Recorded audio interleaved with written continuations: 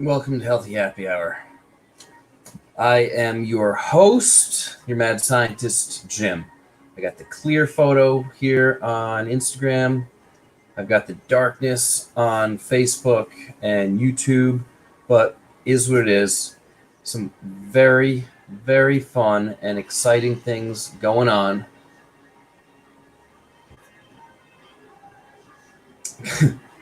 December 1st. December 1st, the Fit Lab is moving to 8 Merchants Way. That's just 2 doors down from where we are. Combining with our Fit Clinic, we are going to just be all over this place. And rightfully so. I mean, the information we're bringing is top notch. And then some. And even better, here's where we're going with this. I'm going to pay you to lose weight. I'm going to take my own money. You heard. I'm going to take my own money and I'm going to pay you to lose weight. Stay tuned for the weight loss. I don't want to call it challenge. I mean, everyone does a challenge. Just call it the New Year's get rich because I'm going to pay you to lose weight. DM me for more info. At least let me know that you're interested, and I'll make sure that I reach out to you personally and go over all the details of how I can take my hard-earned cash and put it in your pocket. Booyah for you.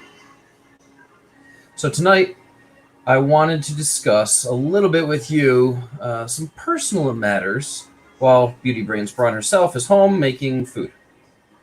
Yay. But yeah, yay. So what's going on here? Myself,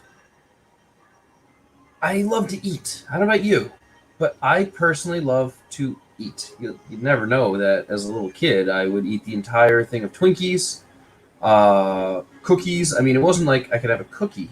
I had to have the whole sleeve. I don't know if you've felt that same way before. Whole sleeve of that. It was a badge of honor to eat the entire pizza. Not just a piece of pizza, but it was a badge of honor to eat the entire pie. It was a big deal. Also, when you have with pizza, you get that huge thing of soda.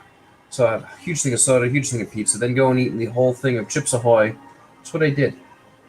I was fortunate enough that I was so physically active, you'd never know it. But what I was doing was setting up myself for difficult times later down the road. A lot of individuals will say, especially with kids, oh, the kids, they'll run it off. You're right, they probably will burn it off.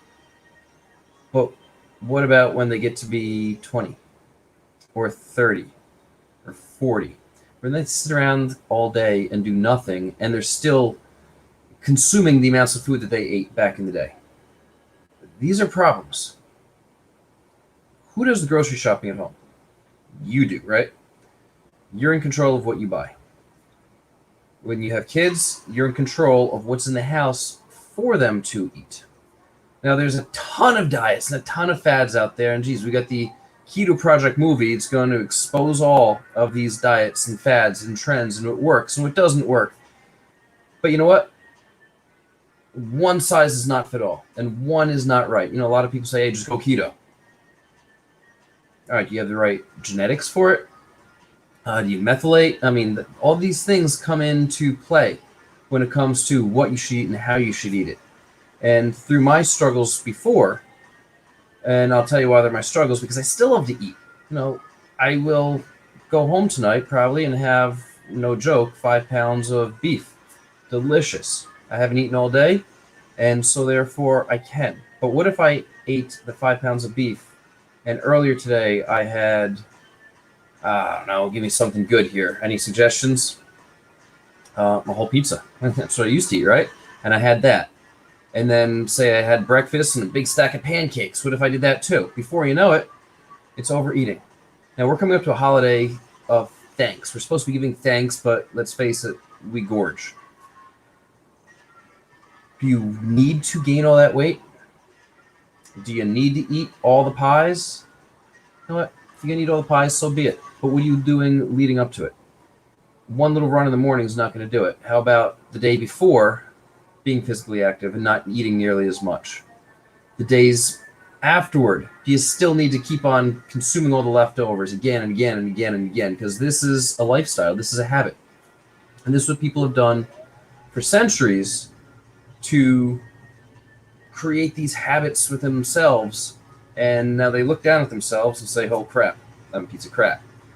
Now, let's not be the piece of crap anymore, right? Let's be the best version of you possible. So what can we do each and every day? We keep hearing I should intermittent fast. There's nothing wrong with that. You may have more longevity even with fasting. But is it permanent? Can you do that forever? Yeah, you probably can, but are you going to? Or is the party that's going to happen going to screw you up? Is going to a game going to screw you up for an entire year? I'm using actual examples out there. Can you live a lifestyle, and what is feasible? What is manageable? You know what? To me, doing the 20 pounds that I just lost, and then Shantae kind of smacked me upside the head and said, stop. You got to stop because you're going too much. It was feasible. I could do it because I put in my mind that I'm going to experiment on myself, combine a lot of different things that I found have worked over the years and applied to other individuals, and applied it to myself in 20 pounds, 3 weeks, like that. Now, somebody without body fat, that's very tough to do. Somebody that's already has muscle mass, it's very tough to do. Now, if somebody has a lot of weight on them, it's a lot easier to do if you do it up here. Because as I say, food is a disease. It's habit forming. It doesn't have to be cocaine that you're having or crystal meth or whatever it is that floats your boat. It doesn't have to be sex that you're addicted to. Food is an addiction. It is. So what can you do about that? You treat it like an addiction. Now, I totally get the fact that you got to eat or you die. But handling food, knowing for me, for instance, the addiction of food, knowing that eating an entire sleeve of Chips Ahoy cookies is going to get me in trouble, I just don't buy the Chips Ahoy. I stay out of the Chips Ahoy aisle altogether. I find those substitutes. What can I have instead of the Chips Ahoy? What can I have instead of the pizza? I don't know if you saw it. You should definitely be checking out what I make on the weekends. I take a Quest pizza and use that as the base, for instance. I know a lot of you say the cauliflower pizza. To make true cauliflower pizza takes a day and a year. And the stuff you get out in the stores, look at the ingredients, you're still eating wheat. So I take the Quest pizza. I know that I have no movement of my glycemic variability. No insulin spikes. No glucose spikes to cause the insulin spikes. Use that as the base. And what are you going to put on it? I keep it keto. I keep it as carnivore as possible. It's stacked. I actually was considering making this a stuffed pizza over the weekend. It was that good. I took a couple pounds of beef, put it on top, still raw. My little way of knowing that the pizza's done is when that's cooked through. Ton of fresh garlic on there. It was good. Put some fresh mozzarella on top of it. It was amazing. And shared it with my bud, my little man Xander. He had a piece. I had the rest of it. Had a couple glasses of some biodynamic wine. It was amazing. You don't have to deprive yourself, but I could have easily gone out and had a huge pizza. It's just making the right choices. If you treat food, if you have problems with it, and you'll know you have problems with it if you're large in the midsection. You got problems if that happens. Treat it like an addiction, and your life will change for the better. Those are my thoughts for now.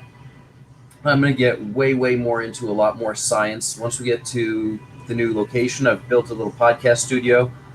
All the journal articles that I read, applying all the science that I apply here in the lab, I'm going to bring to you.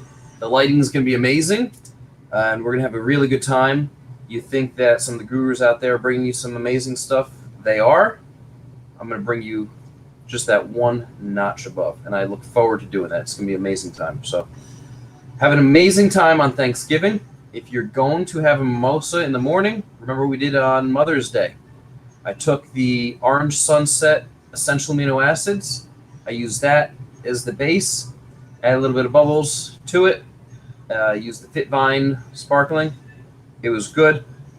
It's amazing in that way. You keep your sugar levels low, especially if you're going to get into the sugary pies.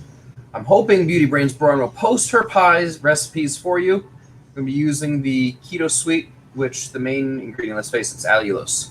So with a little bit of monk fruit and stevia, it doesn't have that taste to it. And the allulose is not going to spike up that glucose either. So those are some little tips and tricks that I've learned along the way that try it out. Let me know how it is. As always, I thank you from the bottom of my heart. Thank you for being here. And one more, thank you. Give thanks to those that you love and all those wonderful things in your life. You wake up in the morning, give thanks for that day, and before you go to bed at night, give thanks for 3 things that are different every single day. As always, live functionized. I'll catch you on the backside.